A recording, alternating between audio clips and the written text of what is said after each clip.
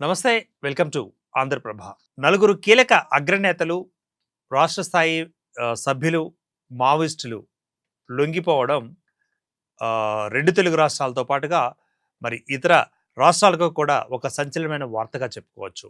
ఇందులో తిప్పిరి తిరుపతి అలియాస్ దేవుజీ, అదేవిధంగా నూనె నరసింహారెడ్డి, వీరితో పాటుగా బడే చొక్కారావు, మల్లా రాజిరెడ్డి. సో ఇటువంటి నలుగురు ఒకేసారి మరి పోలీసులకు లొంగిపోవడం. సో పోలీసులేమో వారిని ఆహ్వానించి జనజీవన స్రవంతిలో కలవండి అంటూ కూడా వారికి శుభాకాంక్షలు చెప్పడం కూడా ఒక ఆ, తంతుగా ముగిసింది. ఒక శుభసూచకంగా చెప్పుకోవచ్చు.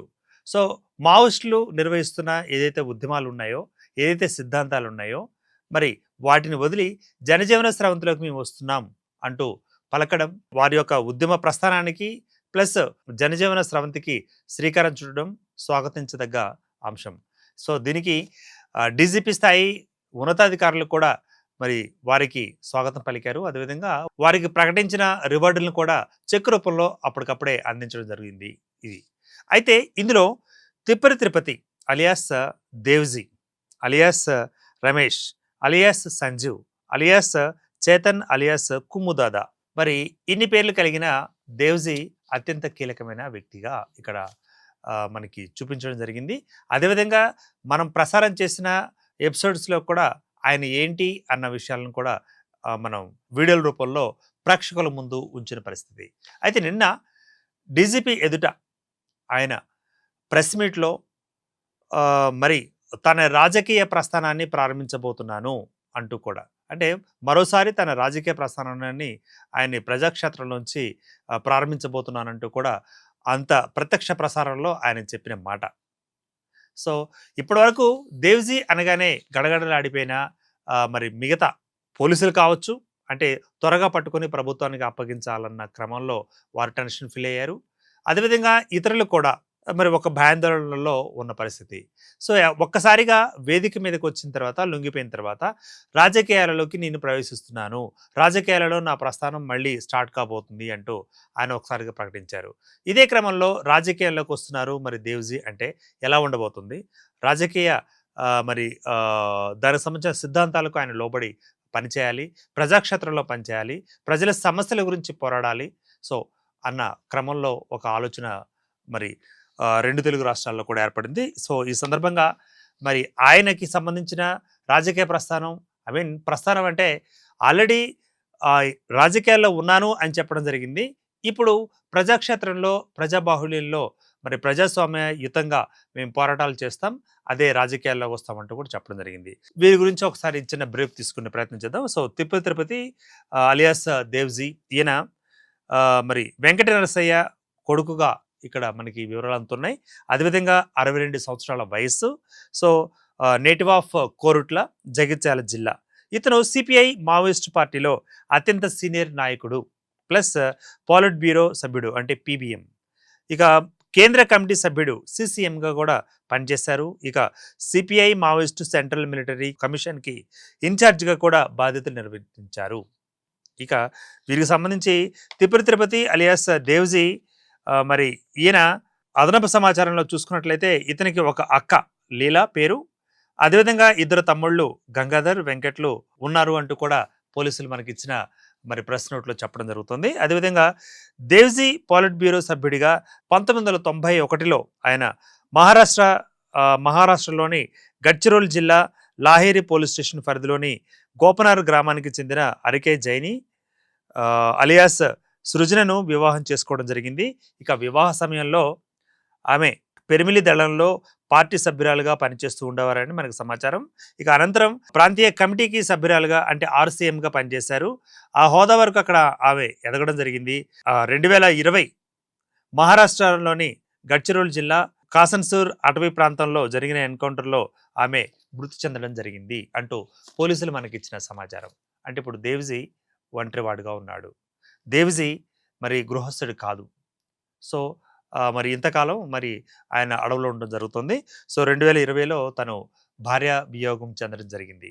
ఇక ఇందులో పీపుల్స్ వార్ గ్రూపులోకి ఆయన యొక్క ఉద్యమ ప్రస్థానం ఎలా కొనసాగింది అన్న మన క్రమం మనం చూసినట్లయితే తొలుత ఆయన ఏ జిల్లాకి సంబంధించిన వాళ్ళంటే మనం ముందుగా అనుకున్నాం. సో, ఇక్కడ జగిత్యాల జిల్లా కోరుట్ల నివాసిగా. సో, కోరుట్లకి సంబంధించి ఇప్పుడు ఒక పాయింట్ కూడా రాబోతుంది. మనం అది పాయింట్ చెప్దాం. ఇందులో ఇతని యొక్క ప్రాథమిక విద్య ఏదైతే ఉందో, దేవ్జీ ప్రాథమిక విద్య కోరుట్లలోని ఒక ప్రైవేటు పాఠశాలలో ప్రారంభమైంది.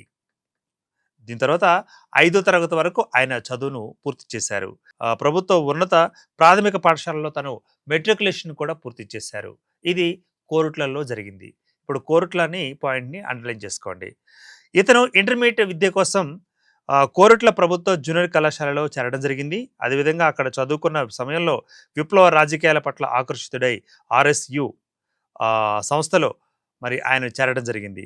ఇక సిపిఐ ఎంఎల్ పీపుల్స్ వార్లో చేరక ముందు ఇతను ఆర్ఎస్‌యు కోరుట్ల టౌన్‌కి అధ్యక్షుడిగా పనిచేశారు. ఇక్కడ కూడా కోరుట్ల అండర్‌లైన్ చేసుకుందాం. ఇక అనంతరం కరీంనగర్ జిల్లా ఆర్ఎస్‌యు అధ్యక్షుడిగా బాధ్యతలు కూడా నిర్వహించారు. మొత్తానికి టౌన్ అధ్యక్షుడిగా కోరుట్లలో, అదేవిధంగా మరి కరీంనగర్కి సంబంధించి ఆర్ఎస్‌యు సంస్థకి, ఆర్ఎస్‌యు వ్యవస్థలో ఆయన అధ్యక్షుడిగా కూడా పనిచేసిన అనుభవం ఉంది. ఇక విప్లవ రాజకీయాల పట్ల ప్రభావితం అవడం, అటు తర్వాత విప్లవంలోకి చేరడం, అటు తర్వాత జరిగిన క్రమాలు అనుకుంటే, మరియు విప్లవ రాజకీయాలపై విస్తృతంగా ఆయన అధ్యయనం చేశారు. ఈ పాయింట్ కూడా మనం ఇక్కడ అండర్లైన్ చేసుకుందాం. కోరుట్ల విస్తృత రాజకీయాలపై అధ్యయనం చేసుకోవడం, ఈ 2 పాయింట్లు కీలకంగా మారనున్నాయి. ఇక ఇందులో ఇతను 1978లో సిపిఐ ఎంఎల్ పీపుల్స్ వార్లో ఆ సంస్థ నిర్వహించిన మరి జగిత్యాల జైత్రయాత్రలో పాల్గొన్నారు. తర్వాత అదే సంస్థ చేపట్టిన ఇతర ఉద్యమాల పట్ల ఆకర్షితులయ్యారు అని చెప్పేసి. ఇప్పుడు రాజకీయ ప్రస్థానం నేను ప్రారంభించబోతున్నాను అంటూ, అంటే విస్తృతంగా రాజకీయాలను ఆయన అవపోసన పట్టారు అంటూ కూడా ఇప్పుడు మనం చెప్పుకోవడం జరిగింది. అంటే రాజకీయ అనుభవం గడించారు. ఒక ప్రజాప్రతినిధిగా కాకపోయినా రాజకీయాల పట్ల మక్కువతోటి, రాజకీయాలలో అభిరుచితోటి ఆయన రాజకీయాలను అవపోసన పెట్టారు. విస్తృత అధ్యయనాలు చేశారు. అంటే ఏ ఏ రాష్ట్రాలలో రాజకీయాలు ఎలా ఉండేవి, అదేవిధంగా ఏ ఏ దేశాలలో రాజకీయ పరిస్థితులు ఎలా ఉండేవి, అక్కడ నాయకులు ఎలా ఉండేవాళ్ళు, పార్టీల యొక్క ప్రస్థానం ఎలా ఉండేది, ఆ పార్టీలు ఏ విధంగా ప్రజలను అభివృద్ధి పదంలో తీసుకువెళ్ళాయి, లేదా విమర్శల కాలంలో చూసినట్లయితే విమర్శనాత్మకంగా మనం పరిశీలించినట్లయితే ఏ ఏ ప్రభుత్వాలు ఎప్పుడెప్పుడు కూలిపోయాయి. మొత్తం మీద ఈ విస్తృత రాజకీయ అధ్యయనం మాత్రం ఆయనకి బాగా పనిచేస్తుంది. ఇదే పాయింట్ తోటి మరి డీజీపీ శివధర్ రెడ్డి గారి దగ్గర జరిగిన ప్రెస్ మీట్లో ఆయన లొంగిపోయిన క్రమంలో ఆయన మీడియా ముందు ఆ మాటని ఉంచడం జరిగింది. సో, నేను మళ్ళీ రాజకీయాల్లోకి వస్తున్నాను అంటూ. ఇక ఇంతవరకు చేసిన తుపాకీ తోట, మరి అదేవిధంగా అరణ్యాలు, మరి రహస్య జీవితం ఏదైతే ఉందో అదంతా పక్కన పెట్టి ఇప్పుడు ప్రత్యక్ష రాజకీయాలలోకి రాబోతున్నాను అంటూ. సో, మొత్తం మీద మరి మావోయిస్ట్ పార్టీకి సంబంధించిన ఒక పార్టీ లాంటి పార్టీ ఆయన ఏమన్నా క్రియేట్ చేయబోతున్నారా, లేకపోతే లొంగిపోయిన మాజీ మావోయిస్టులందరూ కలిసి ఒక కొత్త పార్టీ పెట్టబోతున్నారా, లేదు అంటే అధికార పార్టీలు లేదా ప్రతిపక్ష పార్టీలను మరి అండగా చేసుకొని తన రాజకీయాలను ఆయనకు ముందుకు తీసుకురాబోతున్నారా అన్న క్రమం ఇక్కడ అండర్లైన్ చేసుకోమని చెప్పాను కదా ఇందాక, కోరుట్ల అని చెప్పేసి, రాజకీయాల విస్తృత అధ్యయనం అని చెప్పేసి. ఇప్పుడు ఈయన అంటే దేవ్జీ తన రాజకీయ సెకండ్ ఇన్నింగ్స్ అనుకుందాం ఒకవేళ, అంటే ప్రజాప్రతినిధిగా కాకపోయినా రాజకీయాలలో విస్తృత అనుభవం ఉంది, అధ్యయనం చేసి ఉన్న వ్యక్తి కాబట్టి, ఒక మాటలో రాజకీయ అవపోసన పట్టిన వ్యక్తి కాబట్టి ఇప్పుడు సెకండ్ ఇన్నింగ్స్ అనేది స్టార్ట్ చేయబోతున్నారు.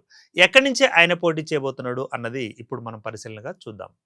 సో, ఆయన చదివింది, విద్యాభ్యాసం చేసిన పరిస్థితి ఎక్కడ అంటే మరి అది కోరుట్ల కాబట్టి, కోరుట్లలోనే ప్రాథమిక మరి అదేవిధంగా మెట్రికులేషన్ పూర్తి చేయడం, దీని తర్వాత మళ్ళీ జూనియర్ కాలేజ్లో ఇంటర్మీడియట్ చేయడం, లైక్ ఇవంతా కూడా అక్కడే చేశాడు కాబట్టి మరి ఆయన యొక్క స్వస్థలం కూడా he is a native of Korutla అంటూ కూడా మనకి పోలీసులు ఇచ్చిన సమాచారం. సో, మరి అక్కడి నుంచే ఆయన రాజకీయ పోరాటాలను మళ్ళీ స్టార్ట్ చేయబోతున్నారన్న ఊహాగానం ఒకటి తెరపైకి వచ్చింది. ఎందుకంటే ఒకవేళ ఒక వ్యక్తికి రాజకీయ టికెట్ దొరికింది లేదా రాజకీయంగా పోటీ చేస్తాడు అంటే అతని యొక్క స్థానబలం ఏదైతే ఉంటుందో, ఆ ఊరు బలం ఏదైతే ఉంటుందో, జనబలం ఏదైతే ఉంటుందో అక్కడి నుంచే ఆయన మరి పోటీ చేయాల్సి ఉంటుంది. ఈ సూత్రం ద్వారా ఆయన కోరుట్ల నుంచి పోటీ చేయబోతున్నారంటూ కూడా మనకి బయట అందుతున్న సమాచారం. ఇక ఈ విషయాన్ని మరి దేవ్జీ కూడా తను అందరికీ ఇంటర్వ్యూలు ఇస్తాను. మీడియా నాతోటి మాట్లాడడానికి అభ్యంతరాలు లేవు. పూర్తిగా మీతో మాట్లాడతాను. ఇప్పుడు కేవలం 10, 15 నిమిషాలు మాత్రమే మాట్లాడేందుకు ఇప్పుడు వీలుంటుందంటూ కూడా ప్రెస్ మీట్‌లో మనకు చెప్పిన మాట. ఇక కోరుట్ల గురించి ఇప్పుడు మనం అనుకున్నాం. కోరుట్ల నుంచి ఆయన పోటీ చేస్తారు అనుకున్న ఊహాగానాలైతే బలంగా వినిపిస్తున్నాయి. ఎందుకంటే ఆయన స్వస్థలం అదే కాబట్టి. ఇక కోర్టులకు సంబంధించిన మరి రాజకీయ పరిస్థితులను కూడా మనం ఈ కోణంలో ఒకసారి స్పృశించే టచ్ చేసే మరి ఒక పరిస్థితి ఒకటి ఏర్పడింది. అది కూడా చూద్దాం. కోరుట్ల ప్రస్తుతం ఉన్న ఎమ్మెల్యే డాక్టర్ కల్వకుంట్ల సంజయ్. మరి ఈ సంజయ్ గారి గురించి కూడా అందరికీ తెలిసిందే. కోరుట్ల వాసులకు తెలుస్తూ అదేవిధంగా ఇతర జిల్లాల వాసులకు కూడా మరి కోరుట్లకు సంబంధించిన రాజకీయాలు ఎలా ఉంటాయో మనం అందరం ఒకసారి పరిశీలనగా చూసే ప్రయత్నం చేద్దాం ఇదే సందర్భంగా. సో ఇక రాజకీయ కుటుంబం అతని తండ్రి కల్వకుంట్ల విద్యాసాగర్ 3 సార్లు ఎమ్మెల్యేగా పనిచేశారు. ఇక తొలి అడుగులోనే సంచలనమైన గెలుపు. అదేవిధంగా స్పైన్ సర్జన్ అతను డాక్టర్ విజయ్. నిజామాబాద్ ఎంపీ ధర్మపురి అరవింద్పై ఆయన 10,000కు పైగా మెజారిటీ తోటి గతంలో గెలవడం జరిగింది కల్వకుంట్ల సంజయ్. సో అదేవిధంగా 2023 అసెంబ్లీ ఎన్నికలు మొత్తం ఓట్ల శాతం కోరుట్ల అసెంబ్లీ నియోజకవర్గంగా చూసుకున్నట్లయితే 39.28% ఇది ఓట్ల శాతం కోరుట్లకు సంబంధించి. ఇక దీంతోపాటు కాంగ్రెస్ అభ్యర్థిగా జూనియర్ జువాడి నరసింహరావు, బహుజన సమాజ్ పార్టీ అభ్యర్థిగా Nishant Kumar, all India backward class నుంచి మరి శ్రీనివాసరావు, సమాజ్వాదీ పార్టీ నుంచి రషీద్ ఖాన్ లాంటి వాళ్ళు కూడా పోటీలు చేశారు. సో మొత్తం మీద వీడి మీద గెలిచింది ఎవరండి అంటే డాక్టర్ కల్వకుంట్ల సంజయ్ కోరుట్ల నియోజకవర్గానికి సంబంధించి. ఇక ఇందులో 2009లో కోరుట్ల నియోజకవర్గం ఏర్పడింది. ఈ విషయం అందరికీ తెలిసిందే. ఈ నియోజకవర్గంలో వరుసగా బీఆర్ఎస్ అభ్యర్థి కల్వకుంట్ల విద్యాసాగరరావు విజయం సాధించాడు. అదేవిధంగా 2009 నుంచి కూడా ఒక ఉప ఎన్నికతో సహా 4 సార్లు గెలిచిన వారికి ఖ్యాతి ఉంది. అదేవిధంగా 2018 ఎన్నికలలో ఆయన తన సమీప అభ్యర్థి కాంగ్రెస్ ప్రత్యర్థి జె నరసింహరావు మీద 31,220 ఓట్ల మెజారిటీతో కూడా ఆయన గెలవడం జరిగింది. ఇక విద్యాసాగరరావుకు 84,605 ఓట్లు రాగా నరసింహరావుకు 53,385 ఓట్లు వచ్చాయి. ఇక్కడ పోటీ చేసిన బీజేపీ అభ్యర్థి డాక్టర్ వెంకట్ ఇతనికి 15,000కు పైగా ఓట్లు రావడం మనం గమనించవచ్చు. ఇక ఆయన 3వ స్థానానికి పరిమితమయ్యారు. ఇక విద్యాసాగరరావు వెలమ సామాజిక వర్గానికి సంబంధించిన వ్యక్తి. ఇక 2023లో తొలిసారిగా ఆయన కుమారుడు సంజయ్ పోటీ చేయడం జరిగింది 2023లో. తర్వాత ఆయన పోటీ చేయగా మరి ఎన్ని ఓట్లు ఆయనకి పోలింగ్ అయ్యాయి, ఎన్ని ఓట్లు ఆయనగా గెలవడం జరిగిందంటే కూడా దీనికి సంబంధించిన సమాచారంలో 72,115 ఓట్లు సాధించి సంజయ్ విజయం సాధించాడు అక్కడ ఎమ్మెల్యేగా. ఇక బీజేపీ అరవింద్ కూడా అంటే బీజేపీ తరఫున అరవింద్ పోటీ చేస్తే ఆయనకు 61,810 ఓట్లు పోలవడం జరిగింది. ఇక కోరుట్ల నియోజకవర్గం కూడా మరి 2 మున్సిపాలిటీలతోటి 4 మండలాలు కలిపి ఉన్న నియోజకవర్గంగా మనం చెప్పుకోవచ్చు. ఇక నియోజకవర్గంలో దాదాపుగా 2,23,867 ఓటర్లు ఉన్నారు. ప్లస్ ఇందులో పురుషుల సంఖ్య చూసినట్లయితే అంటే పురుష ఓట్ల సంఖ్య మనకి 1,07,371 ఓట్లు పురుషులకు సంబంధించిన ఓట్లుగా చెప్పుకోవచ్చు. అదేవిధంగా మరి మహిళలు చూసినట్లయితే 1,16,536 ఓట్లు అందులో ఉన్నారు. ఇందులో క్యాస్ట్ వైజ్గా చూసినట్లయితే మరి పద్మశాలికి సంబంధించిన ఆ సామాజిక వర్గానికి సంబంధించిన ఓటర్లు 28,000 మంది ఉన్నారు. ముస్లిం సామాజిక వర్గానికి సంబంధించిన ఓటర్లు 28,500 ఉన్నారు. మున్నూరు కాపు ఈ సామాజిక వర్గానికి సంబంధించి 16,203 మంది ఉండగా ఇక ఎస్సీలు 24,000, గీత కార్మికులు 11,000, రెడ్డిస్ 6,000 ఉన్నారు. వైశ్య సామాజిక వర్గం 8,000 పైగా ఓటర్లు ఉన్నారు. ఇక్కడ పద్మశాలి ముస్లిమ్స్ గెలుపోటములను ప్రభావితం చేస్తాయి. ఇక్కడ పోటీ చేయాలంటే అంటే దేవ్జీ గారు ఒకవేళ కోరుట్ల నుంచి పోటీ చేయాలి అనుకుంటే ఈ 2 సామాజిక వర్గాలకు సంబంధించిన ఓట్లే కీలకంగా మారనున్నాయన్న విషయాన్ని ఇప్పుడు మనం గుర్తు చేసుకోవాలి. ఇక గెలుపోవడంలో ప్రభావితం చేస్తారు వీళ్ళే ముస్లిం ఓటర్లు ప్లస్ మరి పద్మశాలి. ఇక ఈ గ్రామీణ ప్రాంతాలలో మున్నూరు కాపులు అదేవిధంగా గీత కార్మికులు రెడ్డిలు కూడా అధికంగా ఉన్నారు గ్రామీణ ప్రాంతాలలో. ఇక ఇప్పుడు మనం చెప్పుకునేది ఏంటంటే తాను రాజకీయ ప్రస్థానాన్ని ప్రారంభిస్తారు అని చెప్పడం కూడా ఇక్కడ జరిగింది దేవ్జీ. ఇప్పుడు దేవ్జీ వ్యూహాలు ఎలా ఉంటాయి, ఆల్రెడీ ఎలా ఉంటాయో ఎలా ఉన్నాయో మరి అందరికీ తెలిసిందే. మీడియా సోదరులందరూ కూడా అదేవిధంగా మరి ప్రేక్షకులందరూ కూడా తెలుసు. మరి ముఖ్యంగా ఆంధ్రప్రభ ప్రేక్షకులు కూడా తెలుసు. ఇంతకాలం ఆయన దాదాపుగా 42-45 ఏళ్ల ప్రస్థానాన్ని మరి అరణ్యాల మధ్యలోనే అదేవిధంగా రహస్య జీవితాల్లో గడపడంతోనే ఆయన సరిపోయింది. ఆయన మరి కీలక పదవులను కూడా ఎన్నో పదవులను కూడా ఆయన మరి ఇక్కడ ఆయన నిర్వహించడం జరిగింది. పార్టీ ప్రస్థానంలో ఎదుగుదలంటే 1984 నుంచి 87 వరకు ఇతను సిరోంచా ప్రాంతంలో సాయుధ దళానికి కమాండర్గా పనిచేశారు. అనంతరం ఇతనిని పెరిమిళి దళానికి బదిలీ చేయడం జరిగింది. అక్కడ 87 నుంచి 89 వరకు కమాండర్గా పనిచేశారు. 89లో డివిజనల్ కమిటీ సభ్యుడిగా అంటే డీవీసీఎంగా పదోన్నతి లభించింది. 93లో ఇతనిని ఉత్తర గడ్చిరోలి సబ్ డివిజన్ కమిటీ కార్యదర్శిగా నియమించారు.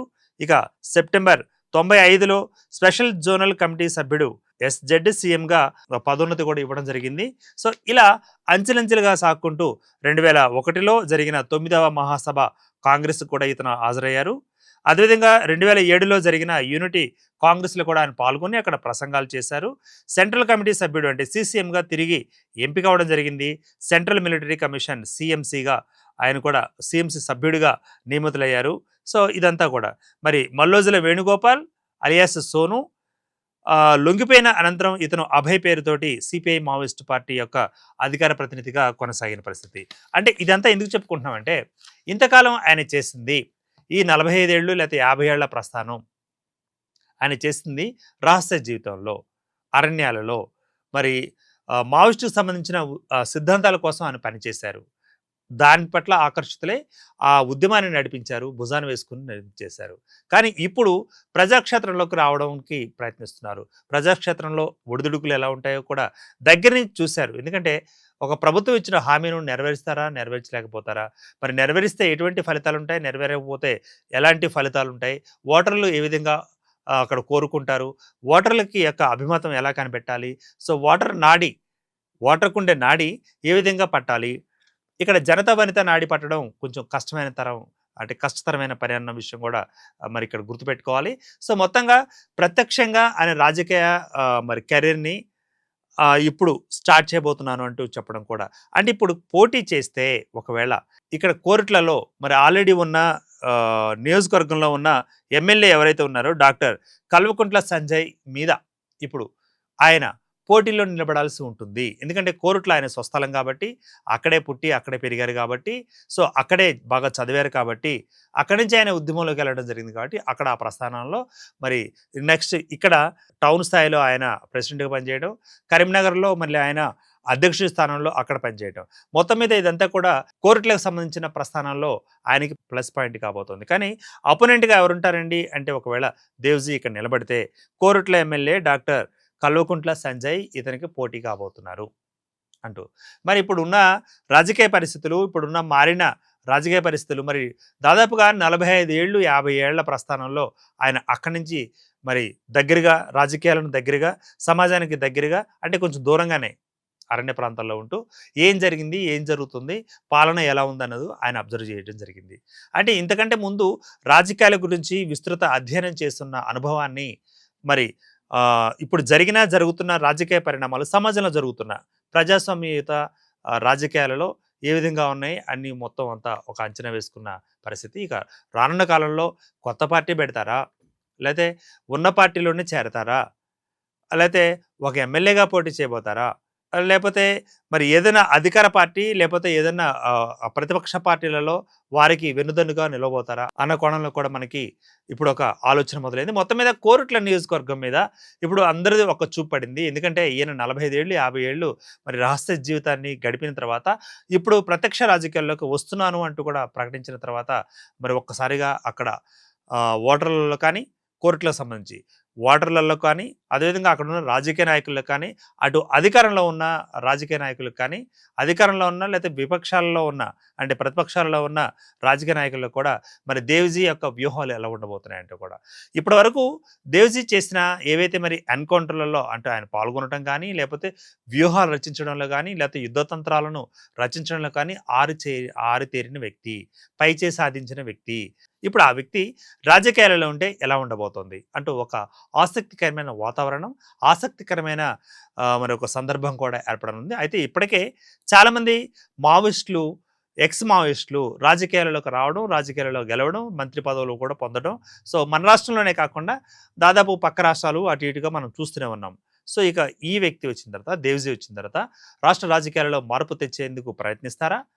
లేకపోతే సుపరిపాలన మరి అందించేందుకు, తనను గెలిపించినందుకు, అదేవిధంగా తన నియోజకవర్గంలో తన పట్ల మరి ఆకర్షితులై ఓట్లు వేసినందుకు వారికి మరి సేవ చేస్తారా? ఎలా ఉండబోతుంది? మరి ఓట్లలో అంటే ఓట్ల ఎలక్షన్ సంబంధించిన క్యాంపెయిన్స్‌లో ఆయన పాల్గొంటారా? ఆ క్యాంపెయిన్స్ ఎలా ఉండబోతున్నాయి? ప్రచారం ఎలా ఉండబోతోంది? సో, ఇంకొక పాయింట్ కూడా రైట్, దీనికి సంబంధించి తాజాగా మరి రాజకీయాలలో కూడా ఓటు, నోటు దీనికి సంబంధించిన కొంచెం ప్రభావం కూడా ఉంది కదా! వీటన్నిటి కూడా ఆకలింపు చేసుకొని మరి ముందుకు వెళ్ళాల్సిన పరిస్థితి మరి దేవ్‌జీ